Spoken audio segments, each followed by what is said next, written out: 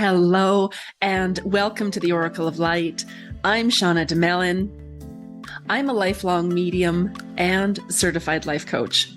And making the connection with the afterlife has brought me the greatest joy. Since losing my son, Jack, I have navigated grief, heartache, and despair.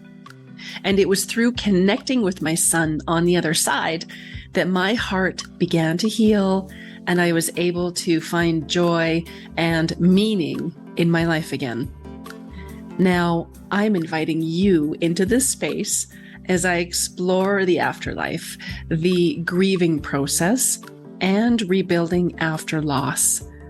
If you'd like to discover the spirit world and how to move through the loss of a loved one or child, you have come to the right place. This is the Oracle of Light. You are listening to the Oracle of Light podcast. I am your host, Shauna DeMellon, and I am so very excited for my conversation today. I have the beautiful Narelle Hudson with me. She is a grief counselor and has such an incredible story. I feel like we're all honored to have her here in this space with us to help us understand grief and loss, and most importantly, love after loss. So I'm so excited that you're here. Welcome, welcome, welcome. Thanks, Shauna. Lovely to be here with you. I'm so glad you're here.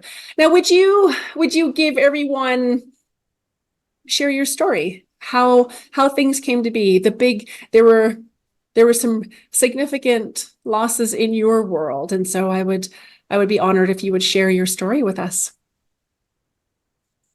It's been a big story. Yes. How much of it do you want me to share?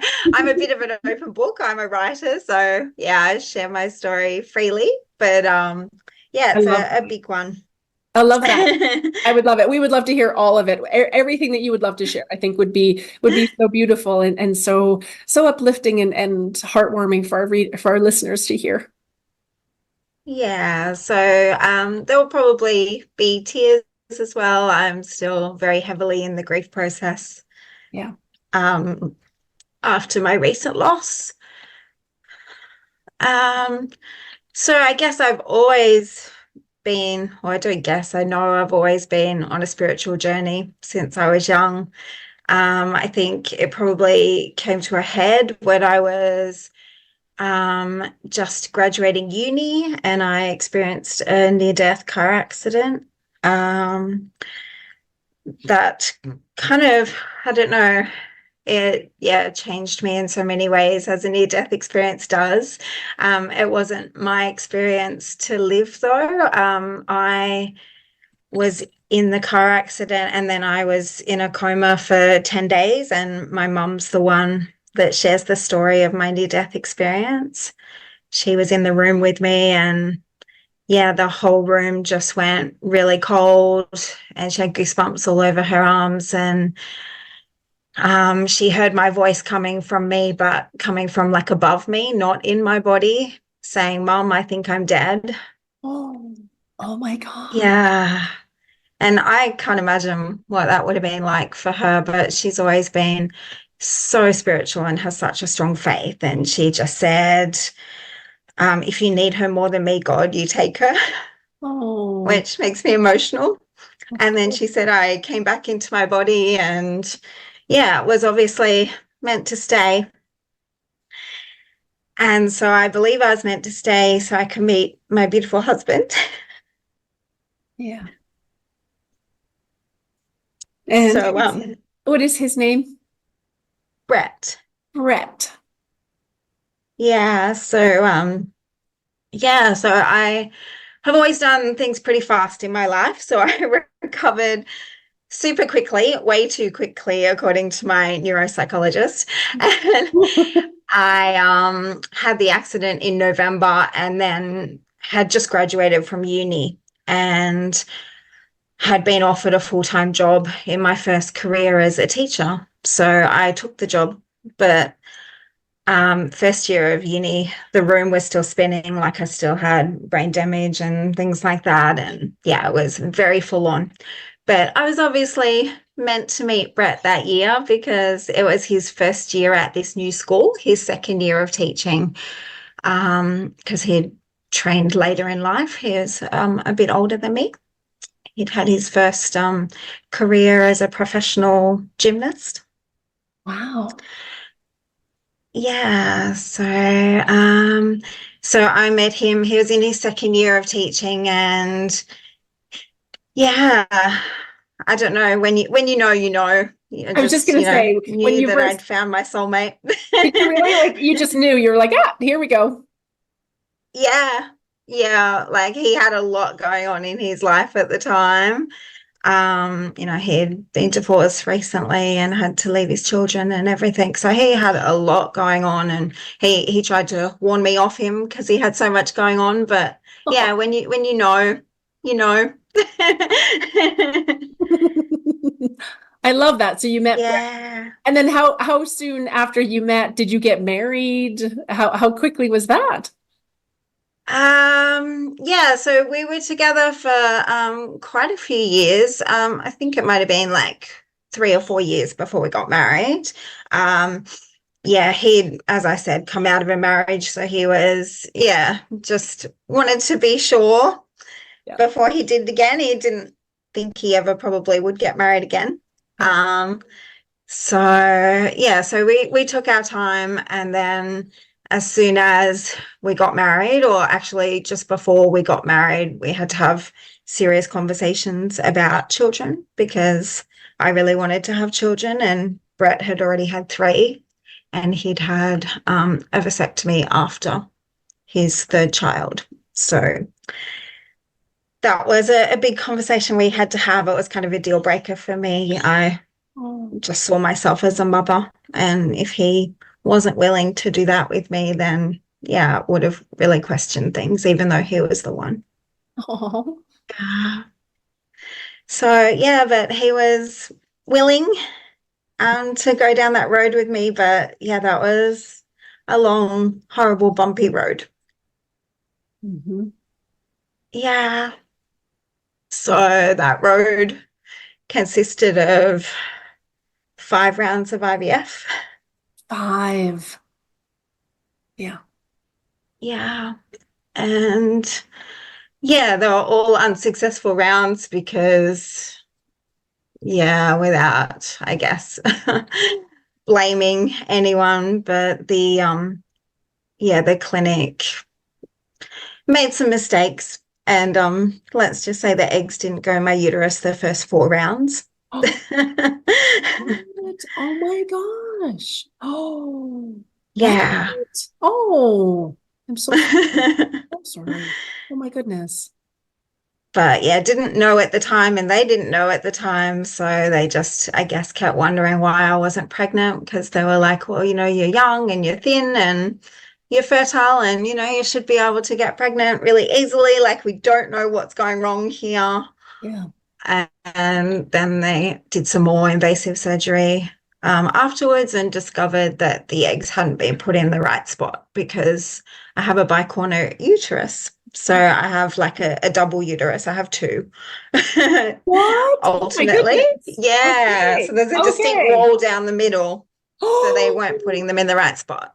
Oh my gosh. Okay. So then you find this out, and then the next time was successful because they put the eggs in under surgery. Okay.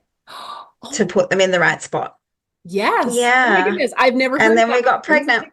Oh. Yeah.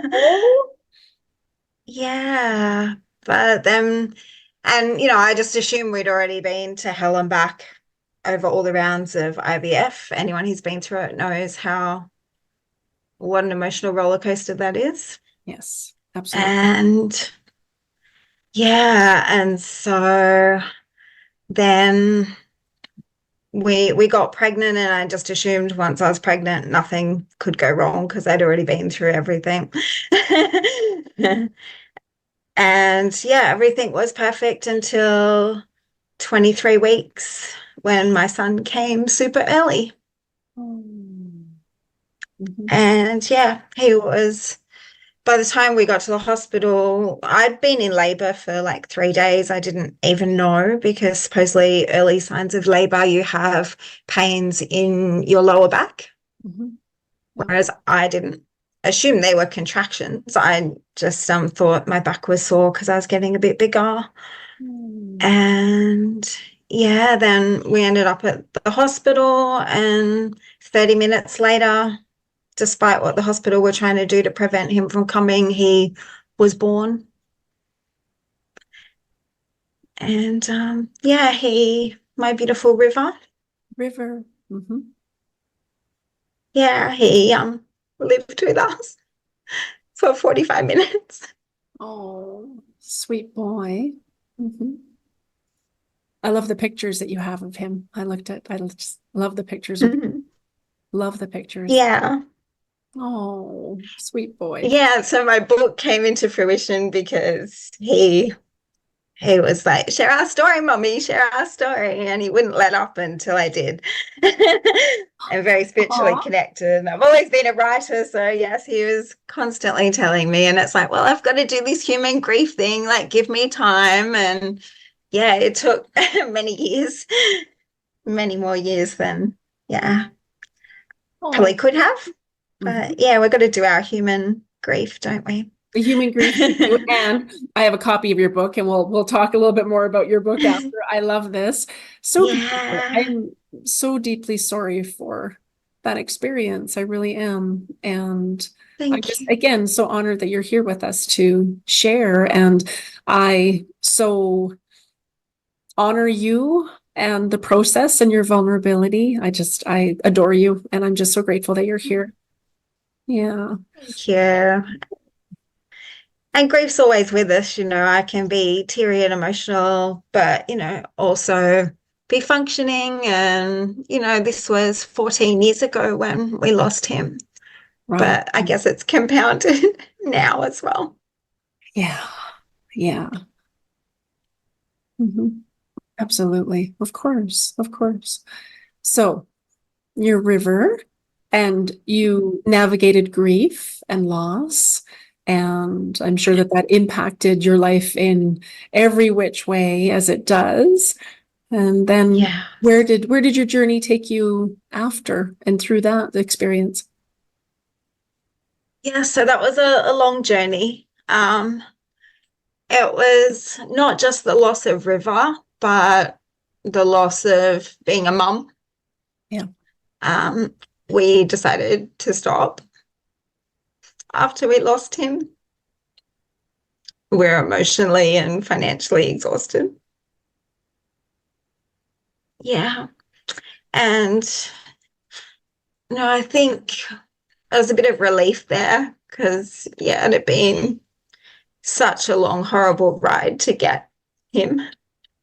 And we didn't want to keep going down that ride on the off chance that we'd get pregnant again. And, you've got doctors saying, oh, next time you might make it to 24 weeks or 26 weeks. And we just didn't want to play that game.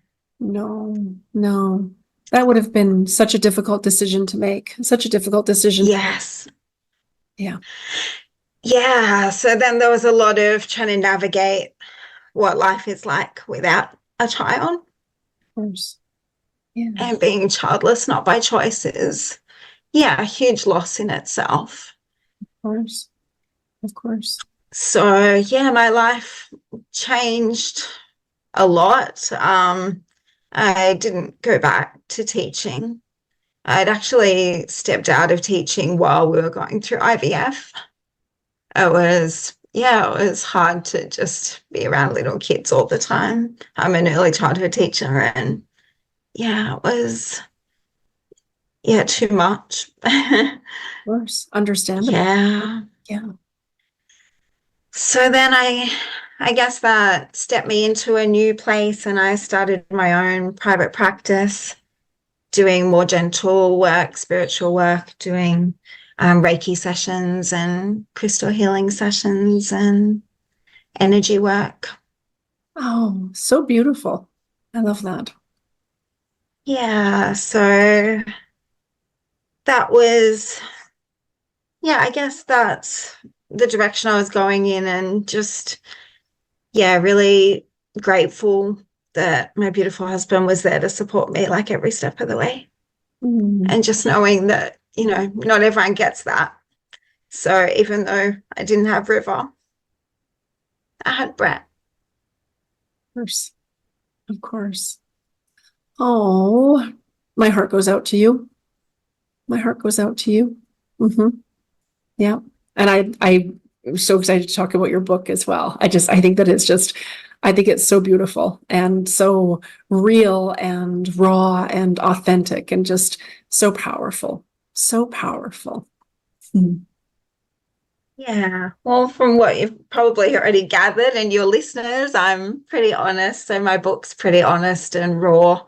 I've had, people read it who have been through IVF themselves, and they're just kind of paused on some of the chapters and working themselves up to read the next chapter, because, it's just so real, and it, really speaks to some of the things they've been through too. Even though it's my own personal journey, there's lots of universal messages in there that women go through when they go down that path of infertility and loss. And it's so powerful. I love how I love the Dear River. I love when you write to him, and I can feel your connection with him throughout the book as well. I just think that that's so, so lovely. Would you share with us the signs that you receive from him, and do you talk to him? Does he come into your dreams? Yeah, he's beautiful. He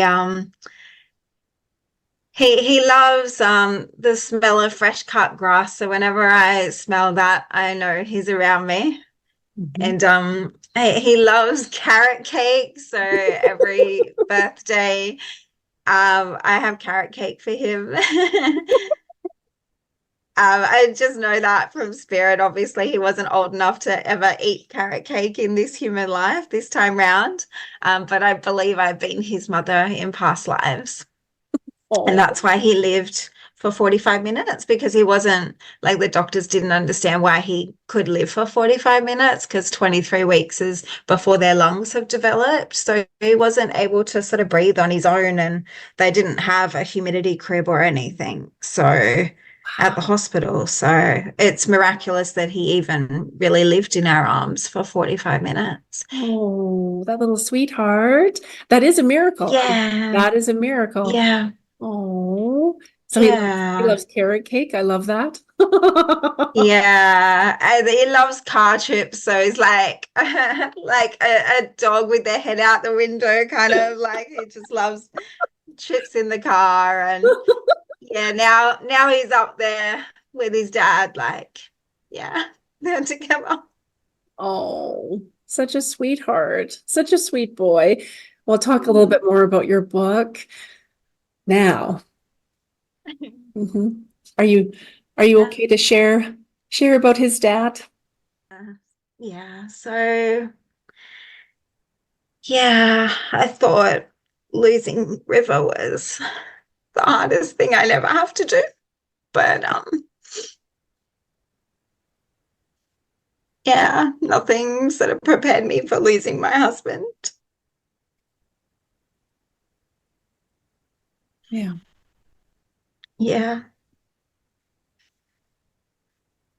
He was only 49, and it was so sudden and such a shock. And it still doesn't make sense. It's been 14 months. And it's not really a matter of, if I'm going to cry. It's just sort of when at the moment. You never know when those triggers hit. And, I have lots of calm, peaceful moments where I feel guided and supported and things feel magical. But every day is hard still. Of course. Yeah. And you never know what's going to trigger you. And of course, talking about River today just adds an extra element to it all. It really does. And from my training, I know that, there are certain people, some people that say, there are certain stages to grief. There are 5 or there are 7. And I tell people just maybe use that as a guidepost. And for someone who's lost a child in particular, I tell them just throw that away. And just the heart navigates the loss in the way that it needs to, and that the recent loss is going to touch any other loss. And sometimes it can feel like a tsunami.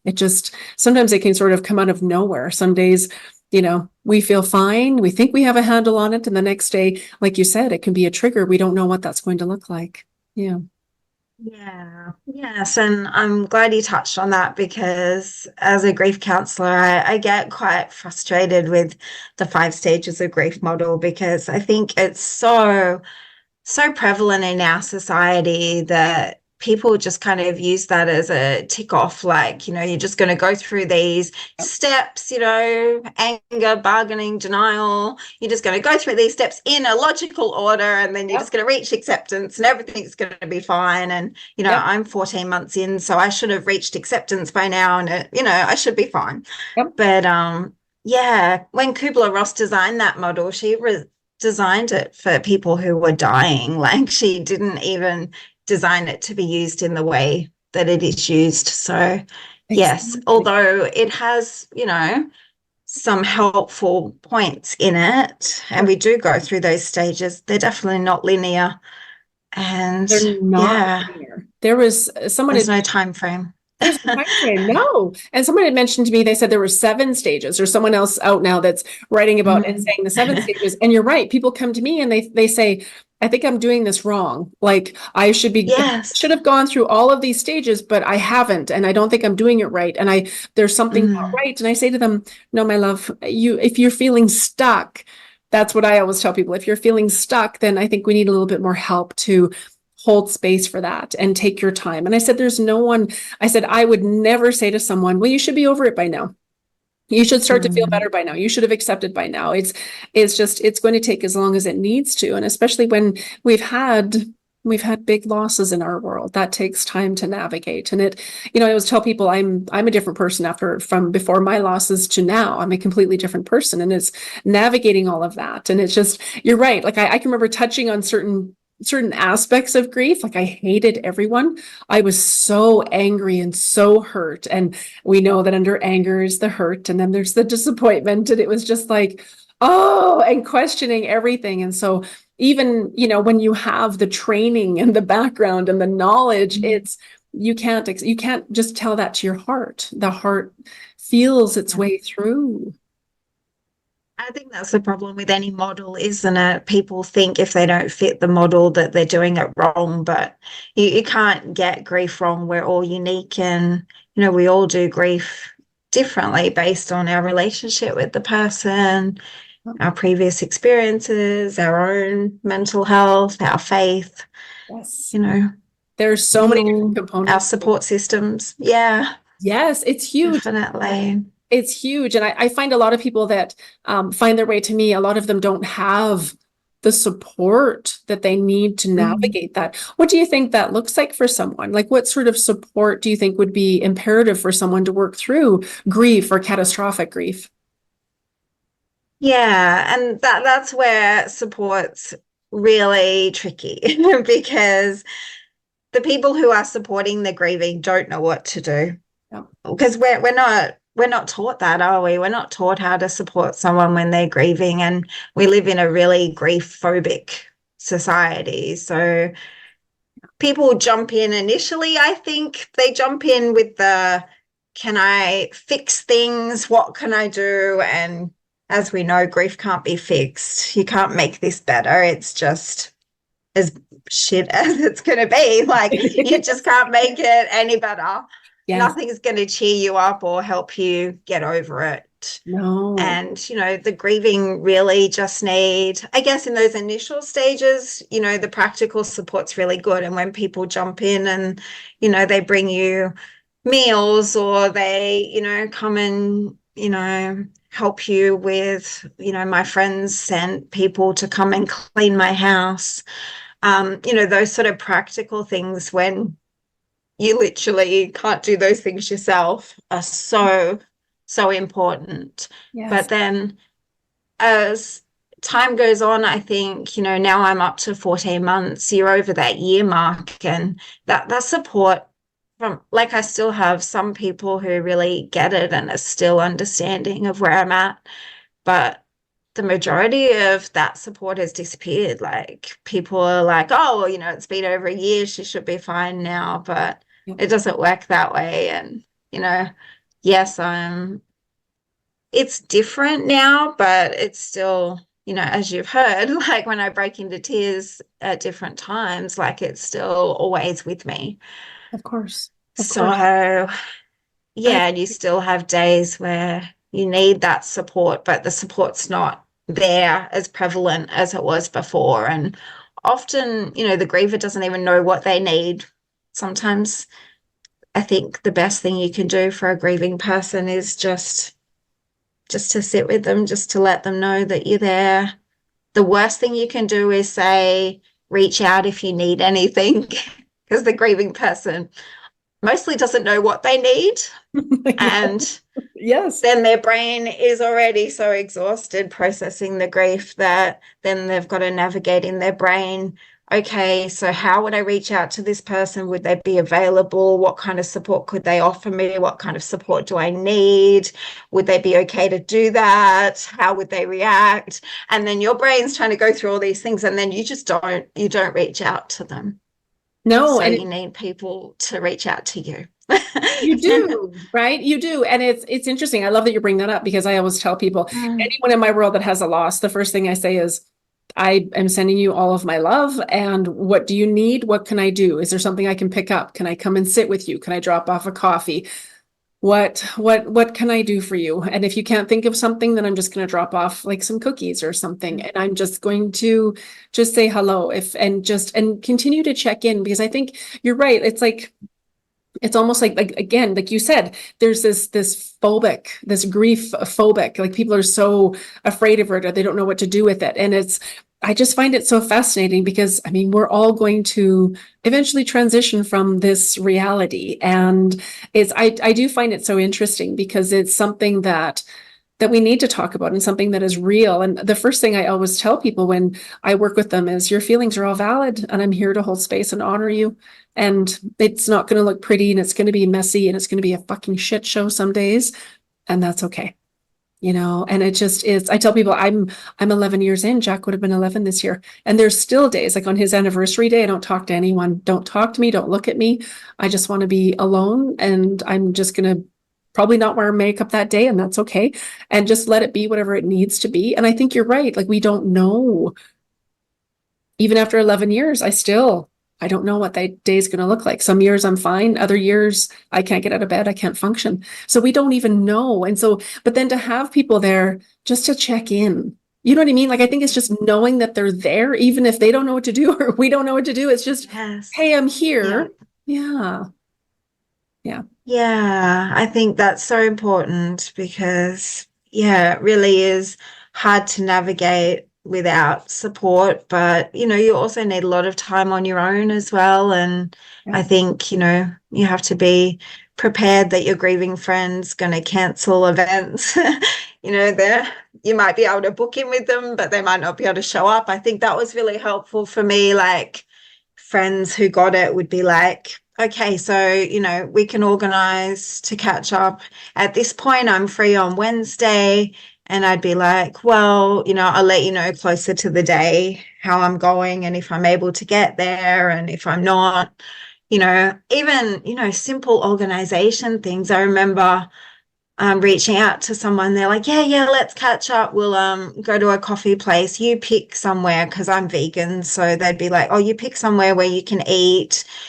And I literally went through my phone for ages and ages. I couldn't even logically find anywhere to eat. Like, your brain's just not able to do those logical steps. I think the griever really needs people to take action, like to just say, okay, I'm going to meet you at this place at this time. That's what I needed anyway. Like, and if I can be there that day at that time, I will. Otherwise, if you're going to ask me to try and organize where I'm going, what time I'm going, how I'm going to get there, it's just too much for my brain. That is so true. I would, what I typically say is I'll say to someone, you know, a lot of my friends who've lost loved ones, I'll say, okay.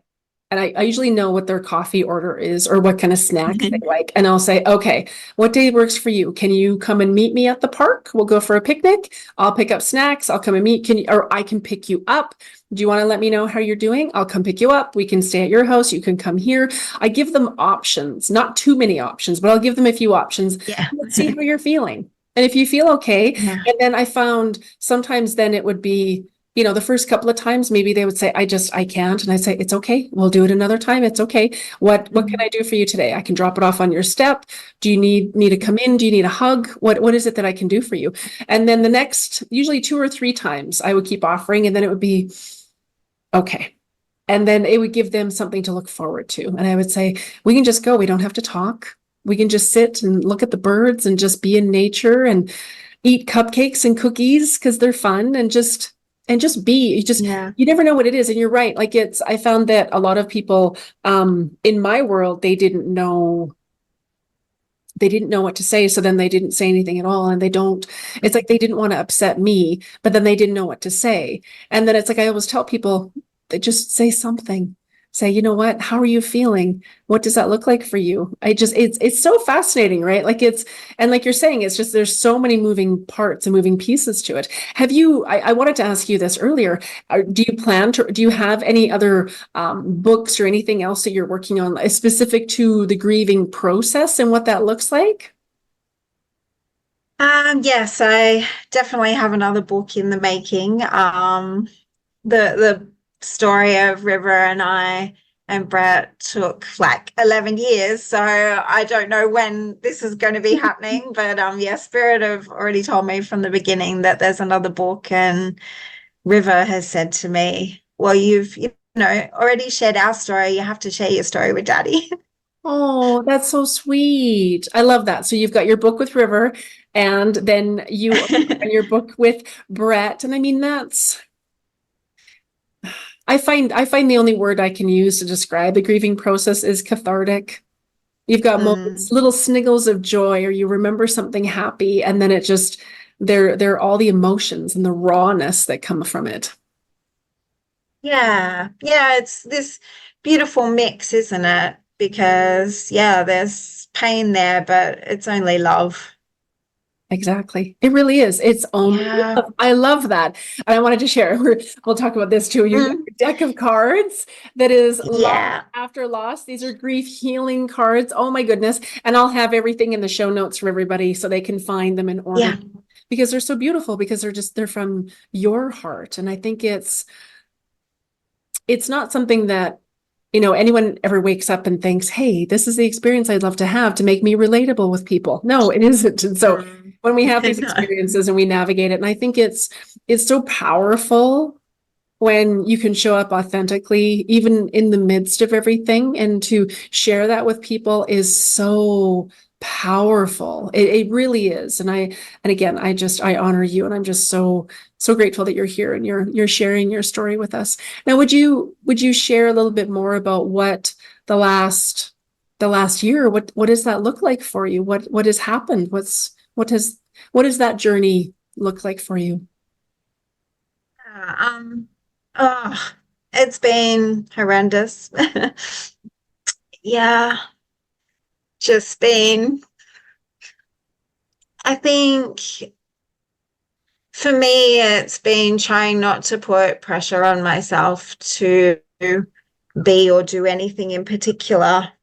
My psychologist, would keep bringing me back in check, because I would say, oh, I'm not achieving anything, or I'm not doing anything. I wasn't working. I just let my practice go for over a year.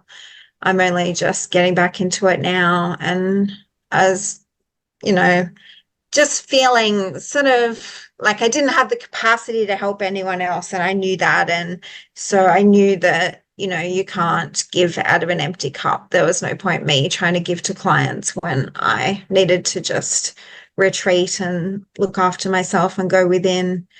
But it was hard work just surviving. It's like a full-time job, and she would say to me, my psychologist, it's not that you're not doing anything, you're surviving. Yes. Yes. And that in and of itself that's all encompassing. And Yes. navigating that, it really is. And now you've mentioned earlier now that you are now back and you're working and you've got some big things that you're working on, some big changes. Yeah, so yeah, spirit always guide me, and Bret's with me every day. I talk to him and he's helping me navigate things. And yeah, only recently I've realized that I need to move. So there'll be, yeah, huge things coming. I've just started getting back into work, and I'm going to be moving house as well. So, and they're big stressful things in a normal life, aren't they? Never alone when you're grieving. It's like, a regular person finds it stressful enough to move house, never alone on their own when they're grieving, because, whatever I'm doing, whether I'm working or grieving, or talking to you or moving house, going to yoga, we're doing all those things while we're grieving. So the grieving takes additional energy all the time, and emotional. Yeah, and it's exhausting. So I think you've got to be really go easy on yourself that you're doing all these normal things while you're grieving. It's so true. And I love from your love after loss cards. I love what you write here. You say that grief is love. All of us experience grief and loss if we are fortunate enough to love. And you've experienced your own grief and how it works as a grief counselor to assist others. I think it's just, again, it's so beautiful because it's so raw and beautiful and real. And again, I love that you are giving us a snapshot into your world, because not only have you had the loss of River and the experience that you had with him, you've also had the loss of Bret. Yeah. Does Bret give you signs? Do you get signs from Bret? Yes, yes. Yeah, the cards came out a month after he passed away, ironically. So they're already done and they were in print, and I was just waiting for them to arrive from the printers. Oh. And they were meant to be here in April, but they didn't come to July. So yes, they came after I lost Bret, which is interesting. But yeah, the signs from Bret all the time. After he was taken to hospital, he had a heart attack, and after he was taken to hospital, he was in ICU for 10 days, and he came to visit me in a dream. It wasn't just a dream, it was a real visitation. And he was lying next to me saying, I'm home, baby, I'm home. And I'm like, no, you're not. I'm thinking, you're in the hospital. Like, what are you doing? You're not at home. And he's lying next to me going, no, I'm home. I caught a ride in the ambulance without the sirens this time. And I'm like, what are you doing? What are you doing? He's like, I'm fine, I'm home. And, in those moments, it was, 3 days after his heart attack, and he was in the ICU, and I wasn't sleeping or computing things, and I just thought, oh my God, this means he's going to wake up out of his coma and he's fine, he's coming home. But then I realized afterwards that that was him telling me that his soul had gone home to God. And so then, yeah, after that, it was kind of just fighting the hospital to let me turn the machines off, because I knew that he was already gone. And yeah, he had come through to me over and over again since that point. That's when he started coming through to me a couple of days afterwards. And yeah, ever since, whenever he's around me, I get unbearably hot. In life, he was a hot-blooded person, and I'd always feel, oh, get off me, honey, you're so hot. And now whenever I am hot, I know that he's there with me. I get so many messages all the time, Oh, there's just been too many butterflies just randomly show up. I was sent on a trip after I lost Bret, like 4 or 5 months later. Him and River told me that I needed to go and take them to Machu Picchu. Aw. So, so I went to North and South America for 2 months. I don't even know how I did that. I must have still been in shock because I still don't even know how I got through those 2 months with my grief brain. But I was on organized trips, so people would guide me and tell me where to go and where to sleep and those sort of things. So that was good.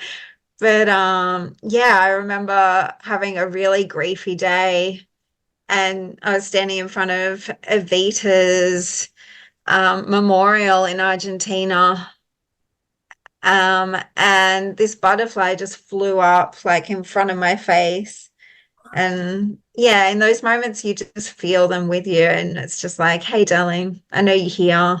Like you're having a griefy day and you go and hang out the washing, and there's just like a bird that's just sitting on the clothesline that just won't move. And you're like, that's strange. What are you doing here? And you're like, hey, darling. So yeah, like little things like that. I was in Yosemite National Park and I'm sitting down waiting for a shuttle bus, and I was just really, really worried that I was going to miss it and I wasn't going to get back to my tour group and I'd get lost. And the bus was late, and this little bird just came and sat next to me, and it just sat there for the whole time I was waiting for the bus. It's like it's like, oh, I gotcha, you're fine. That is so sweet. I love that. That is so sweet. Yeah. So Well, there are so many. Like I smell his aftershave. He always wore dupe, and like I smell his cologne. yeah. Um, yeah, I smell lilies. I woke up to just seeing like 100 lilies in front of me. Like, yeah, just so many. It's been so many. Oh, He's always with me, that is always so here. beautiful. I love that. Do you And he find messes with my lights. nice? Yes, that's right. I love And it. when I was really emotional and I was going to therapy, and I'd come out of my psychologist session and I was just an absolute mess, and I'd go to turn the car on and he wouldn't let my car start until I'd stopped and done some deep breathing. So Oh, there were a couple of times where, yeah, he wouldn't let me drive my car. oh, that is so sweet. Oh, I love that. I absolutely love that. Do you find do you find that your spiritual connection, has that shifted any? Has it grown? Has it changed? Has it evolved since his transition? Yes, yes, so much. Yeah, my spiritual psychic abilities have just gone through the roof. Like I've gone back to doing healing sessions, and Nice. now when I do Reiki sessions and things like that, like I'm starting to see like more, yeah, starting to see things and sense things and hear things and know things on much deeper levels than I did before. Like I've always picked up on signs, but yeah, now it just seems to have really tuned in. I love that. Oh my goodness. I think that is Mm. just so beautiful. I think it's so powerful. And I call them sprinkles of love from heaven, that are the signs. And I always love to let people know what their signs are, because it helps us to know that, yes, they're still here. They are still very much a part of our world, and they know what's happening. I love how you mentioned grief brain. I love how you mentioned that. Like, would you elaborate a little bit more on what that looks like for people in case they don't know what that is, and maybe it'll help them to Yeah. understand that perhaps is what they've been experiencing? Yes, it's very real. It's very real, and it happens for a long time. Like, I have other widow people that I know that say that happens, for years afterwards, like because our brain is trying to adjust to something that doesn't make sense. Yeah. Like it doesn't make sense that you go to bed one night and you wake up and then they're gone. Yeah. Like, Yeah. so your brain has to adjust to that. And you feel like you're almost going crazy because, there are still so many moments after the fact where it doesn't even feel real. Like you still think, oh, maybe it's not real. Like, Yeah. and so your brain has to try and process that. And it takes so much effort for your brain to try and process something that doesn't make sense to your logical brain. True. That, a healthy 49-year-old could be here one day and gone the next. Mm-hmm. That you are spending so much effort doing that you can't do the other things. Like you're just exhausted and you forget things, don't have the energy to do things because, your brain's just working double time and a half to try and process what has happened and make sense of it. Because our brains are logical. They need to make sense of things. Yes. Whereas it doesn't make sense. It doesn't make sense. So, grief brain is very real. It is very real. You could be looking for your keys and find them in the freezer. Right? I remember I put the milk in the freezer and then I put the cat food in the fridge, and it was like, what am I doing? What's happening? And it's interesting. I think one of the best things that I heard, I can't remember where I heard it, but someone had described it as your brain is trying to figure something out. So your brain is continuously trying to figure something out, trying to make sense of something that doesn't make sense, like you were saying. And it was just like, oh my goodness. And so and that takes time. Like there's no quick fix for that. There's no snap, write a letter, whatever. And in my experience, that is something that also just needs to, we just have to let our brain work through it. I know that a lot of my clients, I've referred them out, and they have EMDR, or they have different therapies that will sort of help the brain to finish that loop, because it's just, and you're right, like it just sits there and it just, the craziest stuff. And I always tell people, I would bet, I could guarantee that you do the same thing in your work. Is I always tell people to have so much grace and compassion for yourself, because healing is not linear. We're dealing with a brain that's trying to figure things out. And then we're dealing with a heart that is trying to mend.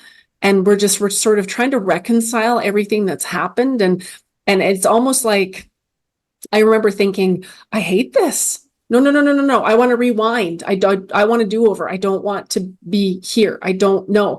And it's like I had this resistance for so long.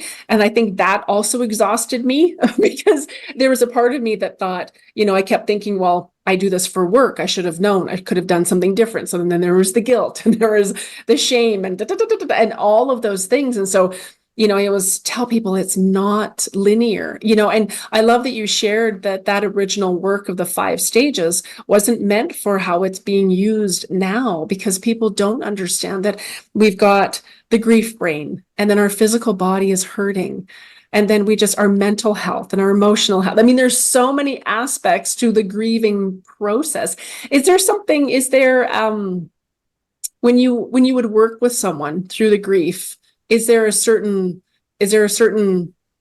not a set way that you would work with people, but are there common things that you would look for, common ways that you would help them to navigate grief?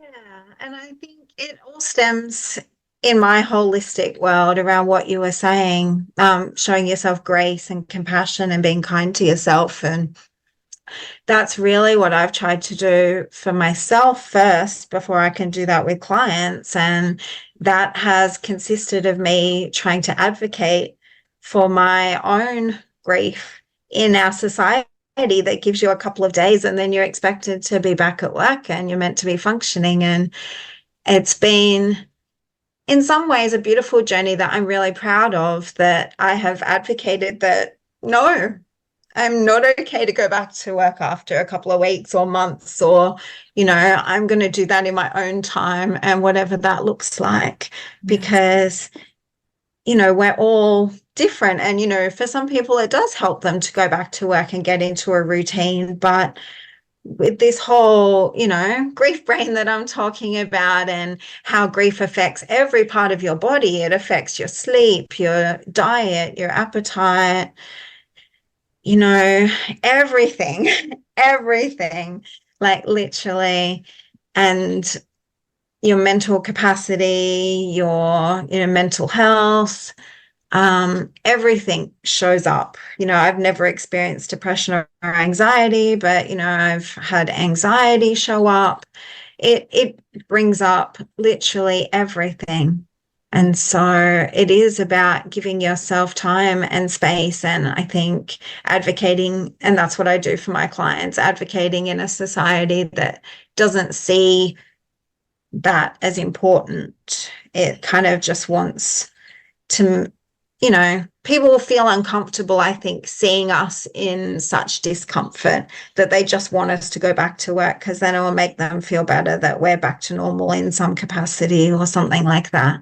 Yeah, absolutely. And they can be like, oh, well, she's back at work. She must be fine. Now she doesn't have financial problems. You know, she'll be okay. Everything will be okay. But even if you're back at work, it doesn't mean you're okay. I think for those people who rush back into work because they feel like they don't have another choice, in lots of ways, they're just pushing down their grief and just pushing it aside. But it comes back later on tenfold if you don't acknowledge it. And it's all about that acknowledgement.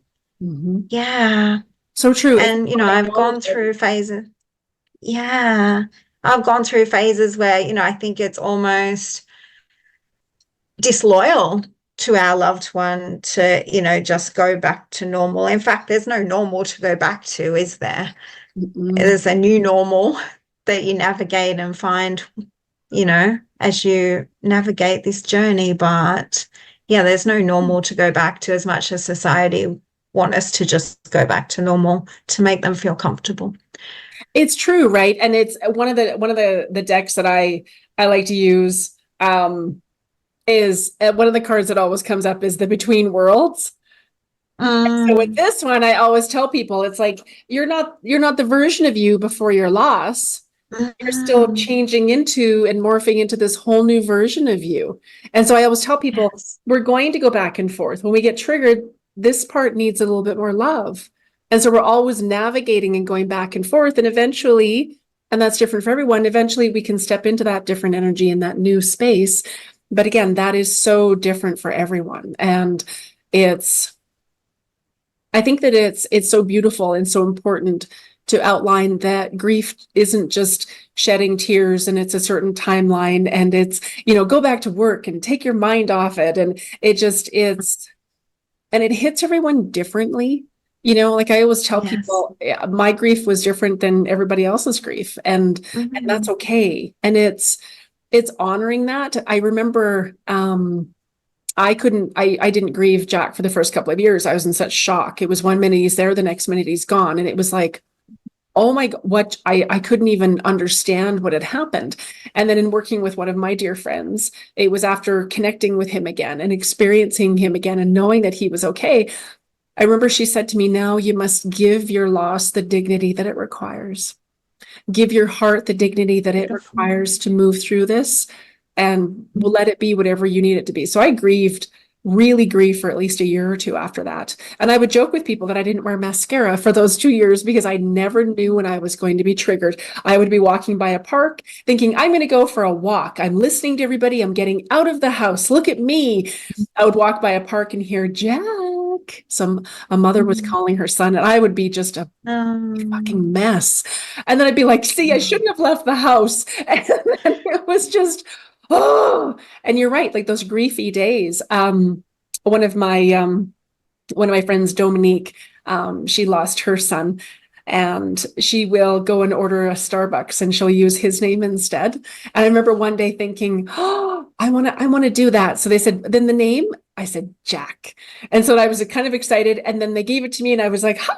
And I got to the car. And when I saw it, it was like, my mind went into instantly, well, he isn't here. Why is his name there? You know, and so again, the mind was like, what are you doing? And it's almost like certain things that I would do that I would think would help would trigger that part in my mind where it would go, no, that's wrong. That's incorrect. And it was just like, oh, it's almost like I felt like sometimes it was navigating like an uphill battle. Like I felt like this, avalanche was coming down and I would just get out of the way just in time. And then some days I would feel like it would just take me and I'd say, fine, take me. I'm not fighting. I'm not resisting. It's just, and it's so different for everyone. And I always tell people, take what resonates, leave the rest. I said, it took a team of people to put me back together.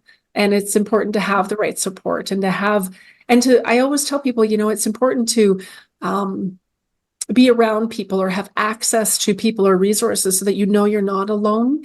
As you mentioned earlier, we do spend a lot of time alone because we have to navigate it and we have to sit with it and just try to make sense of something that does not make sense. But it's also important, like you were saying, to have people that you can count on, to have people that just check in on you to see how you're doing. Mm. Yeah, it takes a village. It's not something we heal from in isolation, but I think sometimes we isolate because it takes a lot of energy to be around people who don't get it. True. Yes, it's so true. And then I find whenever I'm around people and they hear about Jack or they learn about Jack, then it's like the whole energy shifts. It's like, oh no. It's okay. It's like, okay. And that's their stuff. Exactly. I truly believe that it makes them so uncomfortable because it makes them go into a place where they're like, this could actually happen to me. I could lose my husband or I could lose my child. Yes. And they don't want to go there. They don't want to even acknowledge that that's a possibility. Yet none of us are immune from grief. All of us are going to lose someone in our life significant. Yeah. And so in order to stay in their protected little bubble that this couldn't happen to me, or if it happened to me, I would handle it differently and I wouldn't be as messy as Shauna is, or I would be okay. They have to, not sit with you because it's so true, right? Like it's just show them what could happen. Yeah. It's true. And it's almost like they don't want to touch it. Because if they touch it, then it could come into their world. It's almost like they think it's something that could be contagious or, and there are so many families that I've worked with over the years who have said, did I cause this? Did I do something bad? Is this my fault? And so it just, oh my gosh, it can be so heavy and it's so multi-layered.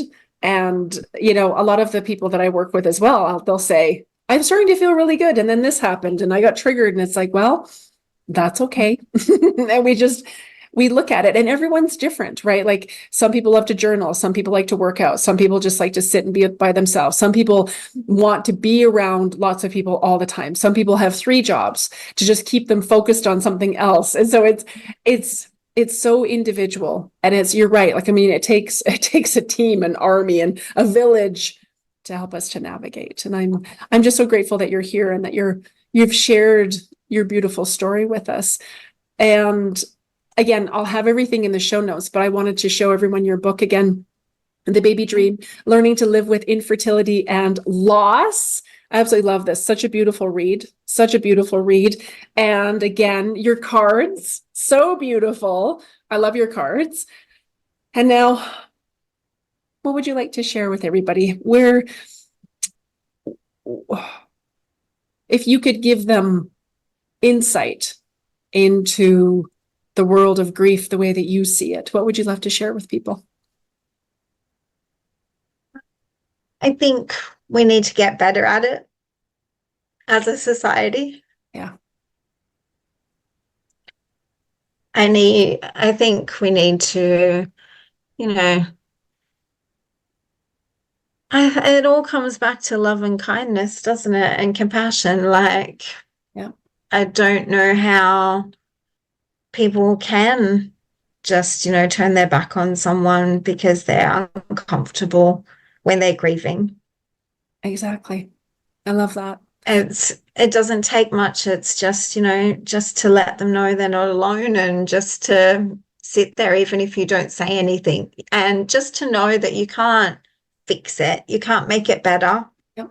You don't need to cheer them up, but just to allow them to feel what they're feeling. Because when you don't do that, it makes people feel like they're doing it wrong and it doesn't value what they're going through. And what they're going through is perfectly normal.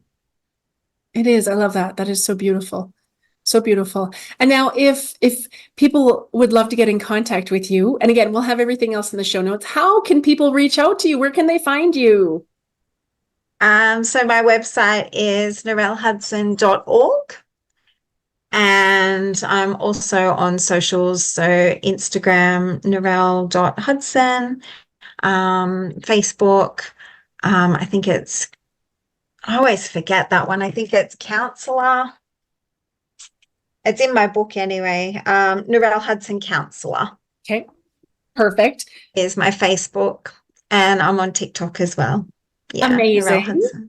And we'll have everything. We will add everything to the show notes. I am just, again, I honor you and I thank you for being here with us and sharing your story and sharing your beautiful boys with us. I thank you so much. Thank you so much. Thank you, Narelle, for sharing your beautiful story of pain, grief, and joy. Thank you for allowing us a glimpse into your life while River is guiding you from heaven along with his dad, Bret. You can find Narelle on Instagram at Narelle Hudson. And be sure to check out her website at narellehudson.com.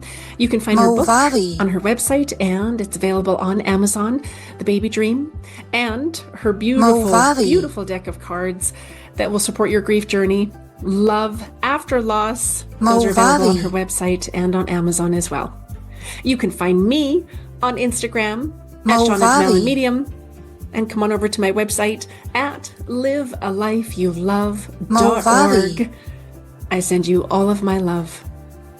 Be well. Movavi.